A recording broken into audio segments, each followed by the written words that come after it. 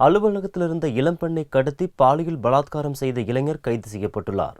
பஞ்சாப் மாநிலம் முக்சர் நகரில் கடந்த மார்ச் 25ஆம் தேதி அலுவலகத்தில் வேலை செய்து கொண்டிருந்த 24 வயது இளம் தலித் பெண்ணை வாலிபர் ஒருவர் பட்டப்பகலில் அலுவலகத்தை விட்டு தரதரவென தெரு வழியாக இழுத்துச் சென்றார். உதவி கேட்டு அப்பெண் கதறிய வீடியோ காட்சிகள் அங்கிருந்த கடை ஒன்றின் சிசிடிவியில் பதிவாகியிருந்தது. இளம் பெண்ணை பண்ணை வீட்டிற்கு கடத்திச் சென்று பலமுறை பாலியல் பலாத்காரம் செய்துவிட்டு மறுநாள் அவரை விடுவித்துள்ளார் அந்த வாலிபர்.